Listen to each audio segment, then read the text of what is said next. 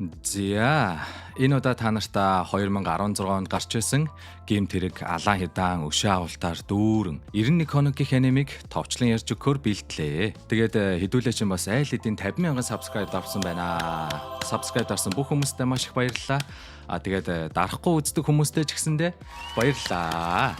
Тэгээд бас манай сувгийг шинээр үзэж байгаа хүмүүс байвал subscribe дарсан байхад нэг илүүдэхгүй байхаа гэж хэлмээр байна. За тэгээд манайхан дардаг юмнуудаа дарсан болвол бүгдээрээ бичлэг рүү орё доо.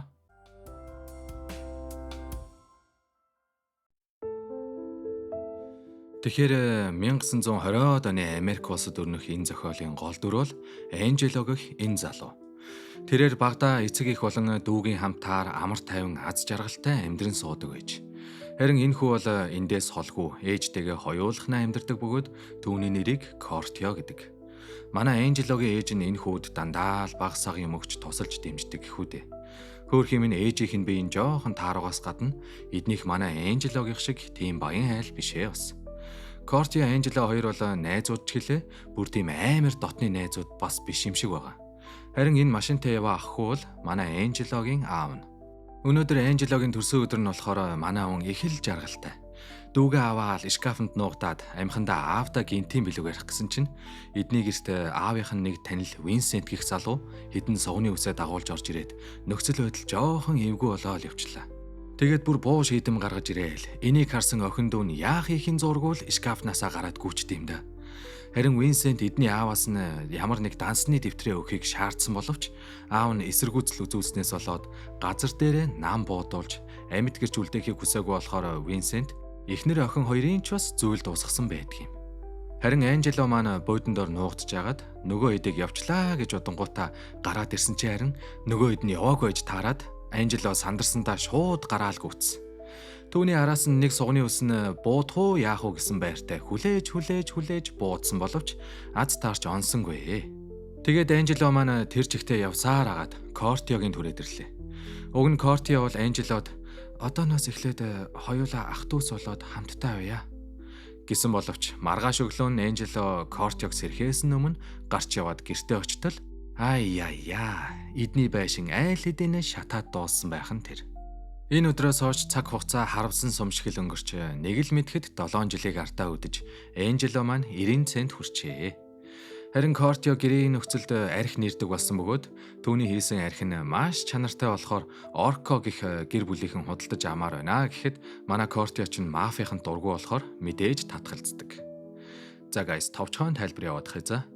Энэ 1920-од оны үед чинь Америк улсад хуурай хууль буюу архи зарахыг хориглосон байжээ. Тиймээс тухайн үеийн мафууд нь нууцаар архитаар судалдаж аваад тэрийгээ бас нууцаар ажилтдаг баарнуудад худалдаж асар их хэмжээний ашиг олдог байсан гэж байгаа. Харин тэдгээр мафууд нь өөрсдийгөө манай маф, танаа маф гэж ярихаасаа илүү гэр бүл гэж ярьдаг байсан болохоор хэдүүлээч бас гэр бүл гэдгээр нь л явчих, окей? За тэгээд манай Кортиог архиа зарахгүй гэж хэлснээс болоод Орко гэр бүлийн нэг нөхөр эднийхийг сүйтгэж байсан чи харин Энжело орж ирээд бандиг өстө 32-ын төлхөөрөөр ганцхан усаал нам. Тэгэхээр өнгөрсөн 7 жилийн хугацаанд Энжело хэл сураггүй өөр газар байсан бөгөөд одоо бол тэр нэрээ солиод Авилио Бруно гэдэг нэртэй болжээ. Гэхдээ хэдүүлээ бол Энжело гэдгээр нь л явна шүү за. Харин Кортиогийн ээж нь түрүү жил нас орсноос хойш манай хүн ганцаархнаа амьдарч их сургуульд орох мөрөөдлөө биелүүлэхийн тулд хэдий хууль босч гэлээ архи нэрж тэрийгэ нууцаар зараад мөнгө цуглуулах болжээ. За тэгсэн чинь Энжело андаа нэгэн л ээж чинь байхгүйгээс хойш чамд ч надад ч татлаа түтлээ алга. Тиймээс хоёулаа зөрөгтэйхэн хөдлөе л доо. Чиний над архи чинь чанартай юм чинь наадхыг чинь томоохон гэр бүл зарыг гэж Кортиог ятгахсаар агаад зөвшөөрүүлчлээ. Тэгээд энэ хоёр маань Айленд гэх нэгэн өндөр зэрэглэлийн нууц бааранд архиа зарж чадвал нэлээх ашиг хийх юм гин. Гэтэл эндхийн баарны эзэн манай хоёрын архийг амсч үзэхгүй байж бас хөөж туугаал. Би ийм гэрийн нөхцөлд хийсэн хог шаар худалдаж авахгүй. Та нар наадхаа аваад эндээс зайл. Гэхэд хажууд нь байсан сахалтай нөхөр архийг нэг шалгаад тэгээд бүр амсч үзэнгүүтээ энэ архийг чи худалдаж авахгүй бол би худалдаад авчий гэж авт юм да. Тэгсэн чинь нөгөө мó баарны эзэн ч бас амсч үзчихэд "Гүй яах вэ? Би ч бас авъя л да" гэдэг. Манай Кортио ч ер нь нэлээд чанартай эд хийсэн бололтой шүү. Тэгээд 8-аагаа яриад яг сайхан байж өтөл гаднаас нэг гачин шар үстэй юм орж ирсэн ээ. "Би бол Орко гэр бүлийн гишүүн байна. Би энд Ванети гэр бүлийн боссынх нь хүү Неро Ванети гих нөхрийг хайж явна. Тэр мөн авч манай хүмүүсээс архийг хулгайлсан байна. Гих бөгөөд манай Кортиог дуудаж авчирснаа. Чи Неро Ванети юу? Чи арх хулгайлсан уу? Гэж яхад нь Анжело өөрийгөө Неро Ванети байна гэж худлаа яриад дөхөж очоод нөхрийг жоохон сөрдүүлнэ. Уг нь газар дээр нь цааш нь харуулчих гэхээр эдний нэг хүн Кортиог бариад авцсан. Яа даа гэж байтал сахалтай залуу эдний үнийг цохиж унгаагаад бөөн буудалцсан болноо. Энэ үед л манай Кортио хими ухаанд шамдан суралцсныхаа өөр ашгийг гаргаж нөхдүүдийг тэнд нь шатааж үлдээгээд өөрсдөө арай гэж молторлоо. Харин энэ хоёр нөхөр бол Ванети гэр бүлийн хүмүүс бөгөөд төрөүний шар үстийн хайгаад байсан Ванети гэр бүлийн боссынх нь хүү Неро Ванети гэдэг чинь энэ залуу ээж. Энэ өдрөөс хойш хэд хоногийн дараа Ванети гэр бүлийн толгойлогчийн охин Класия гэр бүлийн нэг залуутай хурмаа ийх бөгөөд манай хоёрыг ч бас энэ хурманд өрсөн байлаа. Энэ хоёр маань мэдээж өөрсдийнхөө архийг борлуулчих санаатай. Бүр цаашлуул Анжело маань эдний гэр бүлийн гишүүн болчих санаатай ирсэн байх нь тэр. Ерөнхийдөө энэ бүс нутагт 3 том гэр бүл байдаг ба гуруулаа л хоорондоо өрсөлдөгчнөр юм байна. Гэхдээ Орко гэр бүлийнхэн нь архины худалдааг одоогоор бадж байгаа гэх юм уу та. Тэгээд бас тэднээс архийг хулгайлсны хариуд урд шөнө Ванети гэр бүлийн нэг жолооч нь Оркогийн хүмүүс даалгуулчих. Харин энэ асуудлыг толгойлогч Дон Ванети гэр бүлүүдийн хооронд асуудал гаргахгүй тулд нэг их сүр бадруулахгүйгээр нам дарахаар шийдсэн байдаг. За гайс энэ Дон Ванети вэ штэ. Эн чинь нөгөө нэг Анжелогийн гэрээхнийг алсан Винсент гэхгүй юу? Тиймээс л манай Анжело эдний гэр бүл дэлсэж дотроос нь өшөөгөө авах гээд байгаа юм байна. Харин тэр Дон гэдэг нь бол толгойлогч болсон үндэ өгдөг хүндтгэлийн нэр гэх юм уу та. Түүний хүү Неро болон хамтрагчид нь толгойлогчийнхоо шийдвэрт сэтгэл дундуур байгаа болохоор үгсэн жолоочийнхоо өшөөг авахын тулд нэг цэвэрхэн мэрэгэн арга бодож олвоо. Тэр арга нь альч гэр бүлд хамааралгүй Анжелог ашиглаад өнөөхмөн шар үстийг цааш нь харуулахын гинэ. Мэдээж Анжело бол энэ ажлыг эдний гэр бүлд шургаж орох том боломж гэж харж байгаа болохоор зөвшөөрдөг. За тэгээд оройчулж энэ хэд маань шар үстийн байн гэрдэг газар нь хүрээд ирлээ. Гэхдээ түүнийг нэг хамтрагч нь орцны гадаа хүлээж байгаа болохоор эхлээд энэ нөхрийг саатуулах хэрэгтэй болноос. Тэгээд Анжело яг бөбөөч шиг л жүжиж өгнөстэй. Тэр хооронд энэ Черот гэх залуу хамтрагчийн арх дарсаар найраад бас анхаарлын сарниулах арга хэмжээ авангут Анжело дотгошоо орж байгаа юм да. Тэгээд шар үстийг яг сайхан зугаацж яхад нь нууцаар орж ирээд цааш нь харуулах гэтэл манай хүн чи яасан муу буудд юм бэ? Азгүй царайлаад нөгөөдхөө зүхтаалгачих юм. Харин шар үстийн хамтрагч нь буундуу гарахыг сонсоод орж ирмэгц ардаас нь Вано цохиж унгаагаад хутгын артал урд шим жолоочийн алсан нөхрийн хутга мөн байдیں۔ Мань Вано ч урд шим жолоочтойгоо хамт хулгайлсан архиа зөөж яваад Оркогийн хүмүүсийн дайралтанд өртөөд өөрөө арай гэж машины доор нуугдан барин амьд үлдсэн юм байна. Тиймээс цагдаа нар ирэхээс өмнө Анжелотой оршуулгын газар уулзъя гэж тохироод шар үстийн хамтрагчийг оршуулгын газар авчиж агаад жолоочийнхоо болшны өмнө өшөөг нь авч өгсөн байдгиймаа гэж. Энэ үед манай Анжело Ваног цааш нь харуулах бөгөөд 7 жилийн өмнө Анжелогийн гэрт яг ямар хүмүүс орж ирж гэр бүлийнхний хөнөөснийг манай хүн олоод мэдсэн заяа. Тиймээс л тухайн үед тэр хүмүүс дунд байсан Ваног энд нь хороож өшөөгөө авах сайхан боломж олдсон гэсэн үг. Мэдээж нэх удалгүй Неро хурч ирээд хамгийн түрүүнд манай хүнийг сэжиглэн штэ. Харин Анжело өөрийнхөө хэргийг дөнгөж төрүүхэн буудуулж өгсөн шар үстийн хамтрагч руу чихчдэм да. Тэгээд бүр Вано тэр хоёрыг бие биенээ алсан гэж худлаа яриад яг үнэндээ Нерог ирэхээс өмнө тэр нөхрийн цогцсыг Черот гэдэг залуугаар дамжуулж нэг цагдаад зарцсан байгаа байхгүй юу?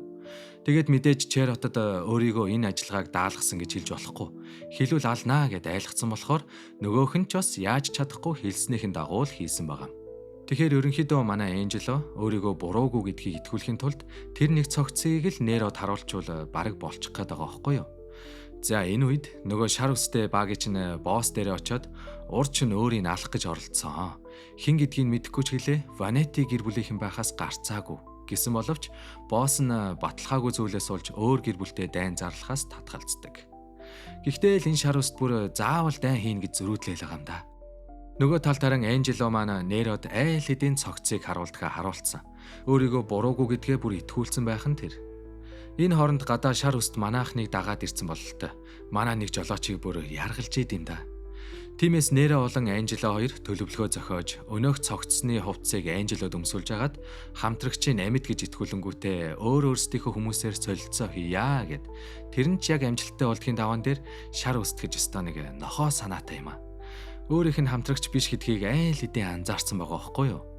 Тэгээд буудалцаан болоод эхэлмэгц манай хоёр ч цонхоор зүхтаагаад алга болд юм байгаа зү. Харин тэр шар үст хамтрагчийнхаа цогцсыг хараад гашуудахын оронд Ванети гэр бүлийнхэнтэй дайн зарлах сайхан шалтгаан оллоо гэд баярлж байх нь тэртэй. Ингээд ерөнхийдөө байдал эвгүүтэж Орко гэр бүлийнхэн өөрсдийнх нь хүнийг алсан алуурчин бол Неро гэж бодох нь гарцаагүй штэ. Бас дээрэс нь эдний хоёр гэр бүл байлдаад эхэлвэл Гласия гих 3 дахь гэр бүл нь Оркогийн талд орох болохоор Дон Ванети өөрийнхөө хүүг хамгаалахын тулд хотоос гаргаж зүхтаалгах шийдвэр гаргажээ. Харин манай Анжела бол Неротой хамт явахаар болсон бөгөөд манай үнийг гэрийнхнийг хөнөөхөд Неро ч бас оролцсон болохоор түүнийг цааш нь харуулах сайхан боломжоо яаж алдах вэ тийм ээ. Ингээд манай хоёр хотоос гараад айл хэдийн 7 хоног өнгөрчээ. Бас дээрэс нь мөнгө төгрөг муутай яваа болохоор буудалд ороод хонч чадахгүй. Ямар сайндаа л майхан түрээсэл чондог Хямдхан кемпт ирж буухав.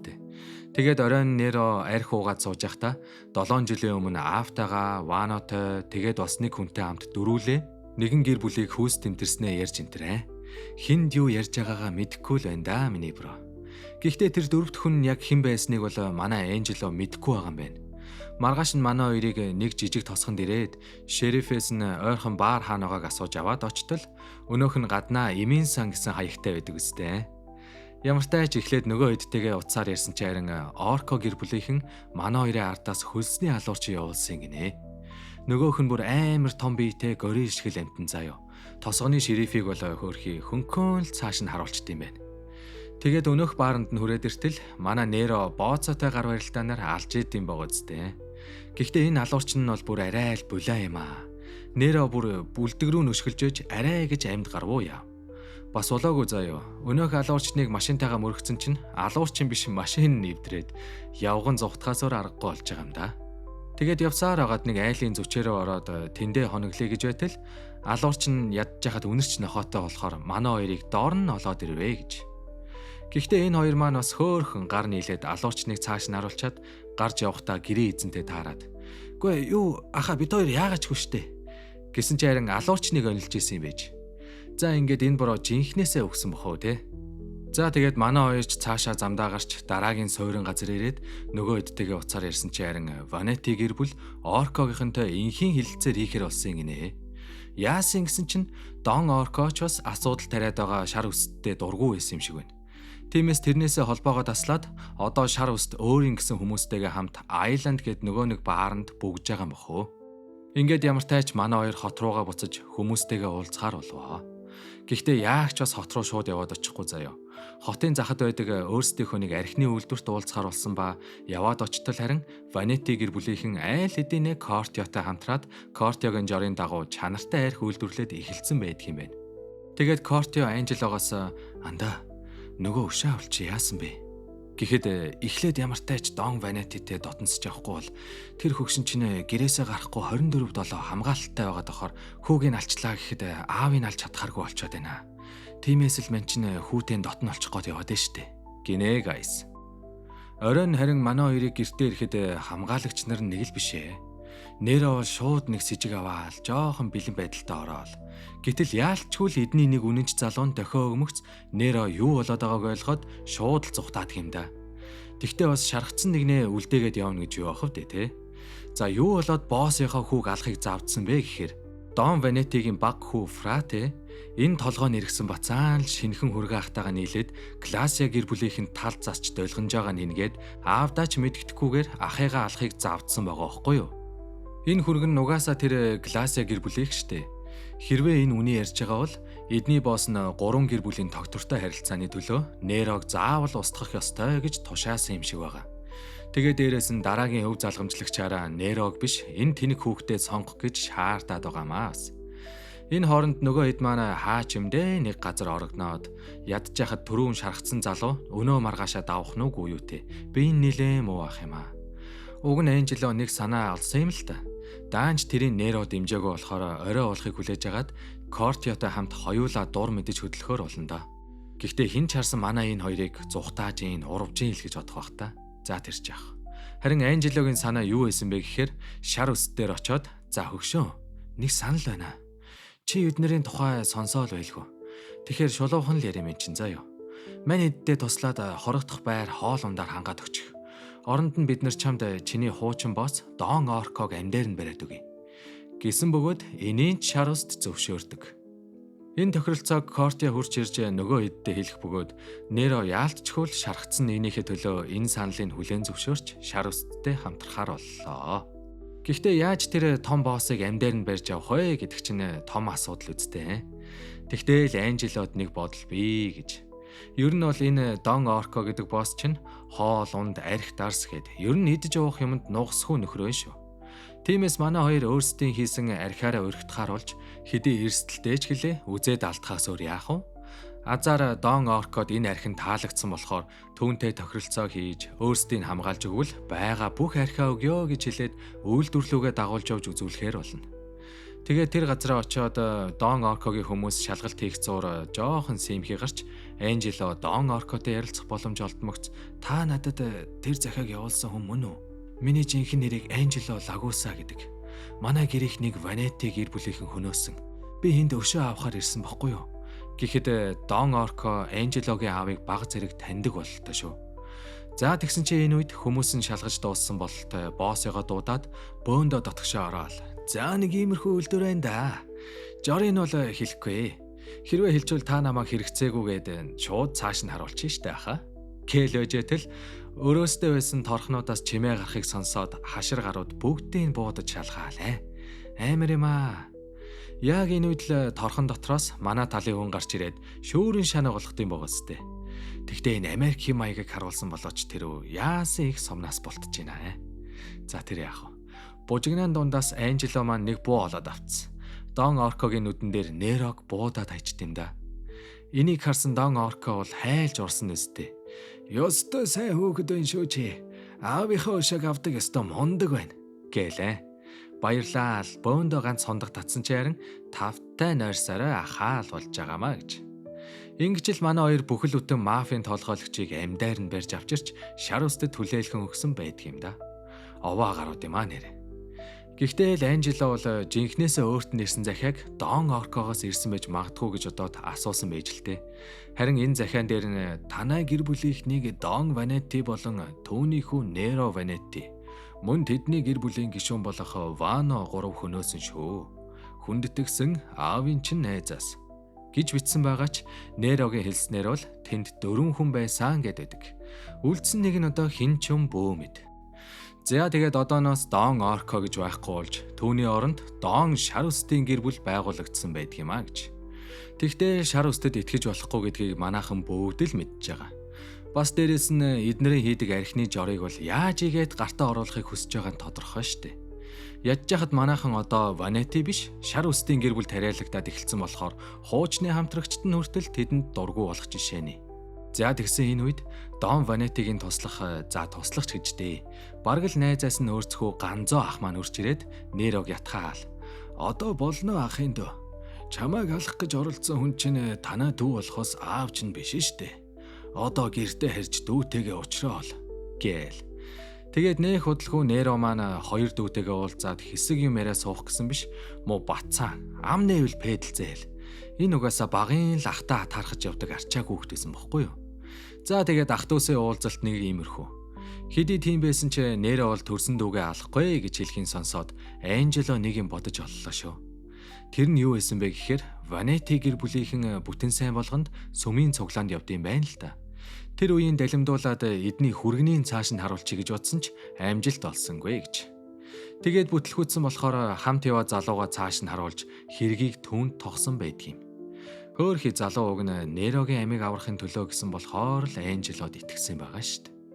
Дээрээс нь түүнийг Ванети гэр бүлийн гишүүн Нерогийн туслах байсныг дүүн мэдж байгаа болохоор ахыгаа л яг өөрийг алах гэж хүн явуулсан байна гэж бодсон шүү дээ. Ер нь Анжело яг юу л бодоод байна да. Энэ өдрөөс эхлээд сонин хөвлөөр нэг Ванети гэр бүлийнхэн дотроо хагаралдаантай байна гэж зарлах нь тэр. Харин бацаа нэг байна шүү дээ. хөргөө аах нь хар тамхи өгөөд бүр тэрнээсээ хамааралтай болгоод толгой тархин эргүүлээд өөрийнхөө үгээр л байлгадаг болчих. Тэгээд бас өнөөдөр хөргөнхүү Неротой уулзаж асуудлаа цэгцлэн гинэ. Гэтэл тоолсон цагтаа Неро биш Анжело хурч ирээд Нерогийн охин дүүд нь баглаа цэцэг зурвастай өгөөд Нерог жоохон хоцорж ирнэ гэж хэлээд гараад явлаа. Түүнийг гарсны дараа охин дүү нь баглаа цэцгэн дотроосоо буу гаргаж ирээд нөхрөө цааш нь харуулж миний магнаа тэнийсэн байдаг юм аа гайс. Үүний дараа Неро Анжело хоёр бацаантай очиж уулзаад ярилцах гэсэн чинь мань бацаан бууга нууцсан байж идэг үстэй. Анжело түүний бууг нь өөр ихтэйгөө сольж тавьчаад ах トゥ хоёрыг учраа олоо гэсэн байртай гараад явсан чи харин дүү нь бол шууд бууга шүүрж аваад ахыгаа буудах гэхэд Неро ч бас яаж зүгээр ахуу гохоод арснараа дүүн тэнгэртээ дэвшсэн байдаг. Анжело албаар Нерог амьд үлдээхийн тулд өөрийнхөө буунд нэгт сум үлдээгээгүй ээжилтэй. Ингээд Нерогийн охин дүү нь хадмынх руугаа явах болоход Анжело түнд чиний нөхрийг танай баг дүүч нь алсан. Тиймээс Неро Гласиа гэр бүлийнхэнтэй муудалцахгүй гэсэндээ баг дүүгээ цааш нь харуулсан гэж цаатуулдаа хэлээрэ. Гих нэг үлгэр зохиож өгөөд явуулчлаа. Ингэснээр яг уу мафиадын хооронд хагаралтай үүсэхгүй л дээ. Энэ явдлаас хойш хэд хоногийн дараа Эдний хотод нэгэн алдартай мөрдөгч томилогдож ирдэг. Түүний хийх ёстой ажил бол энэ хотод хууль бус үйл ажиллагаа явуулдаг шар үстийн гэр бүл болон Ванетти гэр бүлийнхнийг бүх хэргийг илчилж хотыг цэвэрлэхээр ирсэн гин. Мэдээж энэ мэдээг нь сонсоод Ванетти гэр бүл зүгээр суун гэж юу ах вэ? Эхлээд Анжело Кортиорыг явуулаад мөнгө өгөөд эвтэйхэн аргалж ийгсэн боловч мань цагтаа их шудрах хүн юм уу? Тэнгүүтэл Анжело заадаа ах минь таач гэр бүлтэй үсттэй 4 настай охиноо бод эхнэрээ бод гэж хэлчээд гараад явлаа. Тэгсэн ч энэ цагтаа бол ажлаа болох шинжгүй бололтой. Эсвэргээрээ бүрл өөрийнх нь уурыг хүргээд хайчуу яв. Хамгийн түрүүнд манайхны архиа нийлүүлдэг газруудыг олоод бүгдийг хаагаад хайцсан байт юм да. Харин нөгөө шар уст чинь манай архины мастер Кортиог өөртөө илсүүлэхийг санаархаал. Хэрвээ бидэнтэй хамтрвал Кортиод үнэхээр ашигтай шүү гэдгийг Черотоор дамжуулсан байдаг. Нөгөө талд манайхан бүр аргаа бараад мөрдөгчийн гэр бүлийнхнийг цааш нь харуулж анхааруулга өгнө гиндэ. Мэдээж энэ ажилд Анжело явах нь тодорхой. Харин Анжелогийн энэ нэг зорилгоо мартсан юм шиг яг юу хийгээд яваад байгаа ч мэддэхгүй сонирн байгаа нь Кортиод таалагдахгүй байгаа. Тэгээд тэр байдлыг өөрт нь хэлэхээр чи энэ мөнгийг аваад явж сургуульдаа сур. Гэхдээ чи одоо хэний ч уур хүрнэ үсттэй. Баахан ятгаж ийм ажил тутгалдуулчаад одоо ийм юм ярих байсан юм уу те? За тэгээд маргааш нь мөрдөгчийн ихнэр хүүхэд хоёр нэг тийшээ явах гээд машиндаа суух үед нь капут гээ. Гэхдээ азар Анжело маань бас ихнэр хүүхдийн амбаарлаа оруулсан байж л те. Гэхдээ л ийм амар дарамттай байгаа юм чинь мөрдөгч бол ажилласаа гарах нь ойлгомжтой биз. Ингээд сайхан замын садаагаасаа салчлаа гэж бодоод байж байтал үл таних хідэн нөхдөөд гигэн цагаан өдрөөр Нерог цааш нь харуулахыг завдж шүү. Яг тэр цагт тэр газар Нерог байна гэдгийг дотроосоо мэдээлсэн нь ойлгомжтой. Харин тэр урагч нь хэн байсан гэж манай Кортио. Мань хүн айл хэдийн шар үсттэй холбоо сүлбэтэй болцсон байгаа байхгүй юу? Мэдээж Ванетти гэр бүлийнхэн дотроосоо урагч байж болох хүмүүсээ битүү ажиглаастай. Хөөрхий Кортио маань бүр дарамтанд орж байгаа шиг байна дөө. Тэгээд нэг өдөр Кортиог шар үст хүрээдэр гэж дуудсан байх ба яваад очтол нэг жаргалтай өгтөж авснаа л. За шулуухан л хэлчихье. Надад одоо чиний хэрэг байхгүй болсон заяа. Гиснэ манай үний архины жорыг гаргаад ирд юм да. Гэхдээ энэ одоо яаж явж байгаад энэ жор шар үстэд түрээд ирсэн бэ гэхээр түрүүхэн ажлаа хүлээлгэж өгсөн мөрдөгчийн оронд хуучин бохир цагтаа буцаад ажлыг хүлээж авсан юм байна. Тэгээд яах вэ? Шар үстэд энэ жорыг зараад мөнгө хийчихье гэсэн биш өөрөө алуулаад дуусч л дээ. Гэхдээ шар үст Кортиог алахгүй гинэ бас. Угаасаа Ванетти гэр бүлийнхэнд хэн урагч байсныг хэлчих болохоор тэд нар чамайг ална үз. Гэхэд манай хүн айсандаа шар үстийг эндэн зохицуулчт юм байгаа зү. Дууга хүний доодох нойтон гэж. Очиж Кортио шар үстийг цааш нь харуулнаа гэж хэн санах вүлээ дээ. За тэгсэн чинь маргааш нь гэхэд л Кортиог урагч байсныг мэдээд бариад аваад ирд юм байгаа зү. Яаж мэдсэн бэ гэвэл энэ халзаак шар үстэд ажилдаг байсан бохгүй юу? Тэгээд яах вэ? Боссыгаа өхөнгүүт нь Ванетти гэр бүлд орчих санаатай ойлгомж яваа нь энэ. Ер нь л бүлэглүүд сүрээд ирэхээр доор нь ажилдаг нөхдүүд өөр ажил олдохгүй болохоор бусад гэр бүл рүү элсдэм байл л та. Жишээ нь энэ бор нөхөр бол Оркогийн гишүүн байсан гэж байгаа. Энэнд манай ганцаа ах амар дургүй заяа. Яагаад ч юм сэжигтэй санагддсан бэлхүү. За ингээд зөв зүгээр байж яхад нь дагуулж ирсэн найз нь баригдаад өгөх нь бараг цаг хугацааны асуудал болчихвоо гэж. Уг нь Кортио ч мафийн дургу واخгүй юу да. Энжело хамтрий гэж гуйгаагүй байсан бол юу гэж юм хийж явах вэ? Тиймээс манай хүн Кортиог аврах санаатай. Оройн цагаар нууцаар гидчихсэн чи харин дотор нь буун дуу гарах шиг болоод ганцоо ах маань шархацсан гараад иртий. Юу болсон ахаа гэсэн чинь Оркогоос ирсэн нөхөр чинь бууга цэнэгэлцэн байж таарад нөгөөх нь Кортио булааж аваад тэгээд борыг алж хаяад ганцоо ахыг шархтуулчаад зүхтаад явсан юм бохоо. Манай Кортио яг ийм юм хийх юм уу? Надад бол худал сонсогдоод байна да. Ингээд хаасайгүй л Кортиог хайсан ч олддгүй. Харин энэ Нерогийн тослох нүдний шилт байна штэ. Энэ амар сэжигч заяа. Ер нь л өөрөөсөө бусад бүх хүнийг л сэжгэлдэг гэхэд хэлсдэггүй бах. Төвний бодлоор бол Энжело л найзаагаа зүхтахад тусалсан байж магадгүй гэж бодоод ах шиг байгаа. Тэгвэл Неро бол Энжелод бат итгэж байгаа болохоор энэ яриаг нэг тоохгүй. Энэ үед Энжело дуудлага ирж Кортио хин нэгэнд барьцаалагдсан байх бөгөөд маргааш өрөө яг энэ цагта буцаага залгана. Тэр үед чи Нерог алаагүй байвал энэ хүн намайг ална. Гэхдээ наад хүн чинь хээ юм бэ? Гэсэн чи харин энэ хүн бол чам руу захиа явуулсан хүн гэж хэлээд утсаа салгачваа гэж.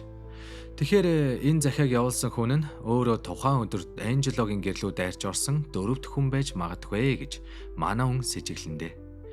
Маргааш нь Энжело анх удаа Дон Ванетитэй бичлэн уулзах боломж гардаг. Неро аавда Энжелог танилцуулаад шин залууч гэлээ итгэл даах хүн шүү гэж хэлснээр ямартай ч алах ёстой гол хүнтэйгээ танилцаад авлаа. Гэтэл Дон Ванети энэ өдрөөс эхэлж өөрийнхөө суудлыг хүүдээ тавьж өгч байгаагаа зарлаад одооноос эхлээд Ванети гэр бүлийн удирдагчаар Неро томилогдвоо гэж. Бас шар устын гэр бүл толгойлогчоо алдснаас хойш Ванети гэр бүлийн үйл ажиллагаа томорч байгаа болохоор улам давраад Чикаго хотод өөрсдийнхөө архийг зарнаа гэнэ. Харин тэр Чикаго явах ажлыг манай Энжело даатгадаг. Оройн Нерог Дон болсны баярыг тэмдэглээд сууж байхдаа Энжело түүнээс аавынх нь хажууд байсан хамгаалагч яг хэн болохыг асуутал тэр хүн чинь аавтай бүр эртнээс л хамтрагч байсан хүн байгаа мó. Манай гэр бүлийн өмнөөс шоронд 5 жил суучаад гарч ирсэн гээл бод. Гэхэд Энжело тэгвэл 7 жилийн өмнө болсон чиний анхны ажилд тэр хүн ч бас хамт байсан уу гэсэн чинь гээгүй байгаагүй. Уг нь хамт явах ёстой байсан юм уу? Даанч тэр ажлын яг өмнөхөн шоронд орсон болохоор хамт явж чадаагүй. Гэхийг бодоход аавынх нь хамгаалагч Энжелогийн гэрээхнийг алсан дөрөв дэх хүн биш болж таарлаа. За тэрнээс гадна Кортиогийн залгах цагт өхөөдөйдөг. Аз таарч залгахаас өмнө Нерог цааш нь харуулах сайхан боломж гараад ирсэн боловч яг энэ үед нэрээ манай ганцоох цаачаа уг нь баргийн үнийг нээх өндрөөр үнэлээд байдгүй л дээ. Тэгтээ яагаад ч юм чамааг л их магтаад аавтай уулзуулахыг хүртэл санал болгосон штэ. Гэхийг сонсоод Энжело өөрт нь захиа явуулсан хүн ганцоо ах байж магадгүй байна гэж бодоод гэрт нь яваад очтол нэрэл манай ах хүү чинь захиа явуулсан хүн мөн байжээ гэж. Тэгэхээр тухайн үед Дон Ванети зүхтаад алуугалсан Энжелог заавал олж байр гэж ганцоо ахад тушаасан юм байна л та. Гэхдээ ганцоо ах Донд худлаа яриад Энжелог өгсөн гэж хэлчих. Тэгэнгүүтээ өшөө авах хүслээр дүүрэн байгаа Энжело руу нууцаар захиа бичсэн байгаа. Яах гэж тэгсэн бэ гэж юу? Мэдээж Дон Ванетиг цааш нь харуулж өөрөө босс болохыг хүссэн болохоороо л тэр шүү дээ.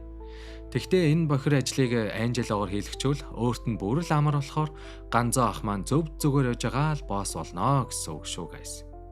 Ингэж л Энжело ганцоо ахтай тохиролцоо хийж оронд нь Кортиог суулж аваад маргааш өглөөний усан онгоцонд нууцаар суулгаад Энжело өөрийнхөө хуучин амьдарч байсан хоттой авчирч хуучин байранда Кортиог нэг хэсэг толгой хорогдуулахаар боллоо. Харин Энжело ч цаашаа Чикаго явах ажилтай штэ. Тиймээс манай ингэсгэд замдаа гарваа гэж. Энэ явдлаас хойш хэд хоногийн дараа Ванети гэр бүлийнхэн манай Энжело жоохон эргэлзээл. Чикаго явчаад буцаад ирэх болцсон л баймаар юм. Яагаад ингэж удаад байна? Кэд яриа сууж байтал гаднаас Энжело ороод ирвэ. Манай хүн чинь Чикагод очоод Гласиа гэр бүлийн толгойлогч Дон Гласиатай уулзаад өөрсдийнхөө архийг амсуулж бүр цаашлаад хамтарч ажиллахаар болсон байдаг.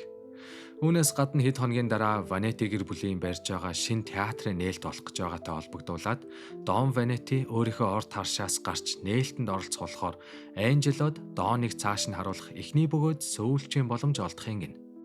За тэгсэн чинь нөгөө нүдэн шилтгой Анжелогс ижиглээд энэ тентхээ хүмүүсээс асуусаар агаад Анжелогийн суусан усан онгоцонд Кортиочос байсан гэдгийг олоод мэдчихдэм да. Тэгээд яах вэ? Өөрсдөөс нь урвсан гэд Анжелог дуудаж авчираад яг байцааж байтал гаднаас Кортио ороод ирэх юм. Кортио энд ямар новшоо хийж байгаа юм гэж бодож байна уу та нар? Тэгэхээр нэлээд хэдэн цагийн өмнө нөхцөл байдал эвгүүтэй дэрэнгүүт ганцоо ах Анжелог аварч үлдэхийн тулд Кортиог нааш нь дуудсан байгаа. Өөрөөс нь урваад шар үсттэй нийлж өөрийн алхахыг завдсны төлөө Неро Кортиог өөрийн гараар цааш нь харуулж ийснаа гинэт болоод Анжелод буугаа өнгөтэй өөрт нь үнэж гэдгээ баталж найзыгаа цааш нь харуулаа гэснээ бөөндөө гараад ивчлээ. За ингээд өшөө авах төлөвлөгөөндөө найзыгаа хутгаад эцэс сүүлд нь бүр найзыгаа өөрийн гараар алах дээрээ тулваа гэж. Одоо тэгээд яа ихэвд өшөө авалт нь хамгийн чухал юм чинь найзыгаа буудахгүй гэдээ яах вэ? Энэ өдрөөс хойш Анжело олигтой унтаж амарч чадхаач байлаа. Ядж яхад нөгөө театрын нээлт болох өдөр нь дөхөөд байдаг. Дээрээс нь Дон Гласиа хүртэл тэр нээлтэнд оролцох гэж Чикагогоос хүрээд ирсэн. Тэгвэл энэ Дон Ванетигийн бие нэлээд муу ах шиг байгаа. Бараг л өнөө маргаашаа хүлээж байгаа гэх юм уу да. Харин ганцоо ах маань Дон Гласиагийн хүмүүстэй ч бас хувилдсан заяа. Ганцоо эднэрт Дон Ванетиг буулгаж авч өгнө. Харин эднэр ганцоог дараагийн толгойлогч болоход тусалнаа гэсэн үг. За тэгээд маргаашчулж Дон Ванети олон жилийн турш зорьсон мөрөөдөл болох театраа нээх гээд хүрээд ирлээ. Мэдээж 2-2 том гэр бүлийн боссууд байгаа болохоор театрын дотор гадна хамгаалтууд гэж амар. Тэгтээ Гласиа гэр бүлийнхэн Ванетигийн хамгаалагчдыг зохицуулж өгнө гэж тохиролцсон байсан ч энэ хамгаалагч бол яалтчгүй шииртэй гар юм аа. Бараг л төлөвлөгөө нурдгийн даваан дээр Анжело ирж түүнийг цааш нь харуулж өглөө. Гэтэл яасан гэж нүдний шилтгой Анжелог сэжгэлсээр байгаад олоод ирж байгаа байхгүй юу? Тэгээд манай үнийг байцааж гарна уу? Харин Анжело тэдэнд миний хамтрагч одоо ч хөдөлсөөр л байгаа шүү. Та нар надад биш Нерод л санаа тавих хэрэгтэй дээ. Гэхдээ нүдний шилт Неро гэж ганцаа ахыг дуудаад иргэнэ. Яагаад гэвэл Неро хүрээд ирчүүл Анжелог алж чадахгүй штэ. Харин ганцаа ах эренгүүтээ Анжелог хүнд байдлаас гаргахын тулд нүдний шилтийг цааш нь харуулчваа гэж. Тэгээд нэг туслах нь Нерог дагуулж иртэл ганцаа ах маань яг л нөгөө аргаа хэрэглээд Анжело нүдний шилтийг буудаад намайг шархтуулчаа зогтчлаа гэд байж идэг үстэй. Харин энэ хооронд Анжело айл хэдийн Дон Ванетигийн байгаа өрөөнд хүрээд ирсэн. Өөрийнхөө хин гэдгээ хэлж бас эцэг их болон дүүгийнхээ өшөөг авнаа гэдгээ ч бас хэлээд Дон Ванетиг цааш нь харуулах нь гэтэл Дон Гласиаг буудчих юм. Мэдээж ийм зүйл төлөвлөгөөнд байгаагүй болохоор Гласиагийн хүмүүс ганцаа ахыг цааш нь харуулт юм байгаа үстэй. Тэгвэл энэ гай бас зөвүүн заяа. Толгойлогчоо өхөнгүүд шууд эрх мэдэл нүдэнд нь харагдаал. Боломжийг ашиглаад Ванети гэр бүлийнхэнтэй дайн зарлж нэг мөсөн дарж аавна гиндэ. Харин Анжело яагаад Дон Ванетиг буудаагүй вэ гэвэл өөрийнх нь бүх насаараа зүтгэн байж босгосон гэр бүл, эд хөрөнгө гэд бүх зүйл нь түүний нүдэн дээр сүрж байгааг харуулахыг хүсчихлээ. Даанч угийн бие нь муу исэн болохоор Дон Ванети энэ том шокийг давж чадлгүй өвчний улмаас таалал төгссөн байдаг юм да. Энэ хооронд Гласиагийн хүмүүс айл хэдийнэ Ванетигийн эзэмшил рүү дайраад эхэлсэн байх бөгөөд боссыг нь алсны төлөө Анжелогч бас барьцаалсан байж хахад нь Неро хурч ирээд тэрнийг аваад гарлаа. Мэдээж өөрийн гараар цааш нь харуулахыг хүсэж байгаа нь ойлгомжтой. Даанч Неро Анжело дэндүү их итгэцэн. Бараг л хамгийн сайн найзаа гэд бодцсон явжсэн болохоор шууд цааш нь харуулж бас чадахгүй нэ. Нөгөө тал Гласиагийн хүмүүс Ванети гэр бүлийн орд харшийг бүтэн эзлээд дууссан. Хамаг хүмүүсийн алж хядаад одоо ганцхан Неро л үлдэх шивдэ. Харин Неро Анжело хоёр хоёулахнаа үлдэхийн тулд Черотыг хаяад явчихвөө. Энэ буруу угаасаа тэр хоёртой хамт яваад яах ч үлээ дээ. Угаасаа цаад хоёр чинь хоёулаа очих газаргүй. Бараг л амьд өгтөл шахуу болцсон хүмүүс аахгүй юу? Өөрсдийнхөө сүүлчийн аяллыг далаа дээр очиж дуусганаа гэд хэд хоног замд явсны эцэст далаа дээр ирээд Неро эцсийн эцэст Анжелог буудсан үгүйг нь мэдэхгүй л дээ. Ямар тайч буцахтаа манай хүн ганцаараа явж яхан тэр. За тэгээ та нар Анжелог буудсан гэж бодож гин үү, буудаагүй гэж бодож гин үү? Комент чирээ заяа. Бас Нерог машинтай явж байгааг Гласиагийн нэг хүн олоод харцсан болохоор Неро ч бас удаан амьд явхааргүй нь ойлгомжтой болж байгаагаар аним маань дуусж байгаамаа гэж. За guys, та нарт таалагдсан гэж найдаж шүү заяа. Ойрдоо бараг 2 ч мафтай аним ярьчих шиг боллоо шүү те. Тиймээс дараагийн бичлэгээр гоё самурайтай ч юм уу нэг тим аним ярьж өгнө за. Fire Force дээр бол хідүүлээ тохирцсон байгаа штэ. 15k лайк хүрвэл Брон шууд ярина гэд хэлсэн байгаа заа юу. За тэгээд сабаа дарахаа мартав. Дараагийн бичлэг нээх удахгүй орох ах шүү заа юу. Тэгээд тэр болтол түр баяртай.